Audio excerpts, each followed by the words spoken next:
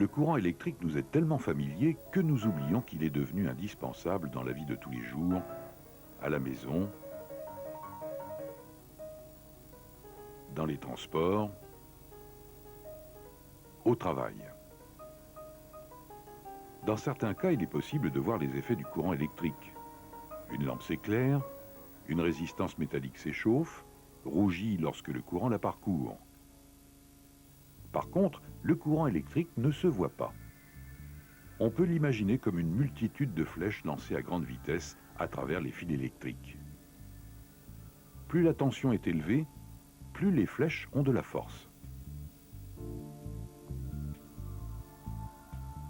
La peau est un rempart contre les agressions extérieures. Elle résiste à un courant de très bas voltage, 24 volts, 50 volts. Avec un courant de plus haut voltage, 110, 220, 380 volts, les flèches développent une force plus importante.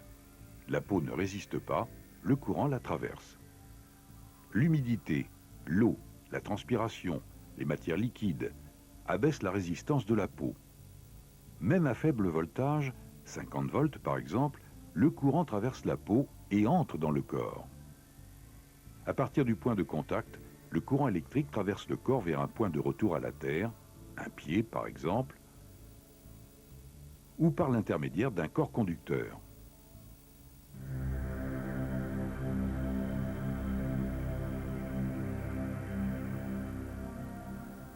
Gorgés de liquide, du sang, de l'eau, les organes comme le cerveau, les poumons, le cœur, le foie, les reins attirent le courant.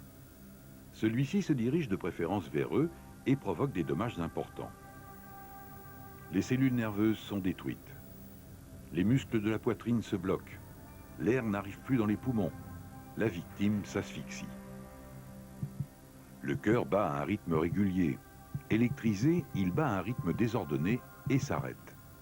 Le sang ne circule plus. La victime meurt rapidement. Des hémorragies importantes peuvent se produire lorsque le foie est atteint.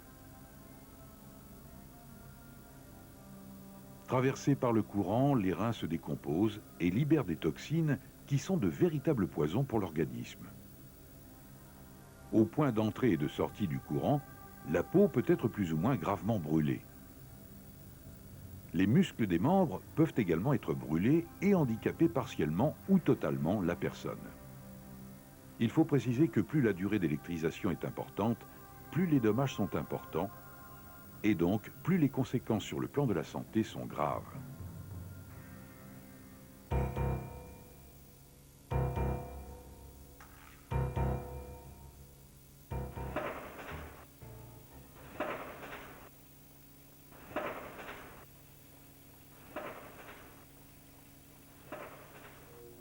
Ne touchez jamais un fil électrique coupé et qui traîne au sol.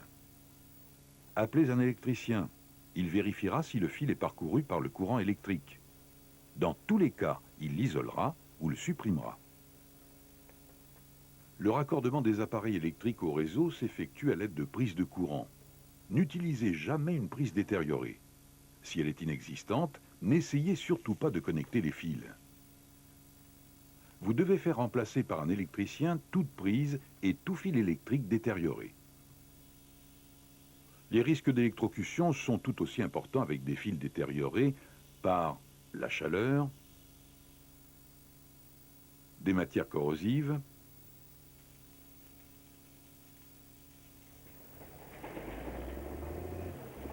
un écrasement, un arrachement. Faites-les changer immédiatement. L'intérieur des armoires électriques comporte des fils nus sous tension. Vous ne devez pas y intervenir. Il faut être habilité pour y intervenir, même s'il s'agit de changer un fusible, de réarmer un relais. Tous les appareils électriques, moteurs, armoires, ne sont pas protégés contre les projections d'eau. Vous devez vous en assurer auprès des électriciens et en tenir compte lors du nettoyage des aires de travail. Lors du remplacement des ampoules électriques, un fil peut être débranché, arraché à l'intérieur de la douille et être en contact avec celle-ci. Vous devez absolument couper l'arrivée du courant au compteur électrique ou débrancher l'appareil. Comme nous l'avons vu, l'humidité abaisse la résistance de la peau. Ne touchez jamais un interrupteur, une prise de courant, un appareil électrique avec les mains mouillées. Essuyez-les.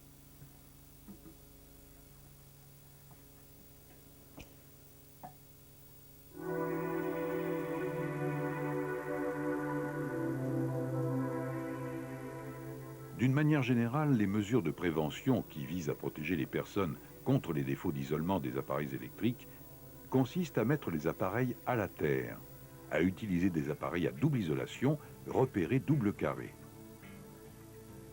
Pour éviter aux personnes électrisées d'être trop longtemps au contact du courant, les installations électriques doivent être équipées de disjoncteurs différentiels de 30 mA qui coupent le courant en quelques centièmes de seconde.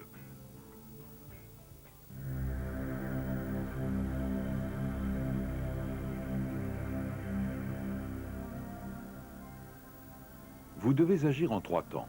Tout d'abord, vous protégez la victime, vous-même, l'entourage, en coupant le courant. Ensuite, vous alertez les secours internes, un secouriste, l'infirmière si elle existe. S'il n'y a pas de secours interne, appelez les pompiers par le 18 ou le SAMU par le 15. Soyez précis, indiquez l'adresse, le nombre de victimes, que l'accident est dû au courant électrique, l'état de la victime. Ne raccrochez le téléphone que lorsqu'on vous le dira. Enfin, mettez-vous à la disposition des secours pour guider les pompiers par exemple.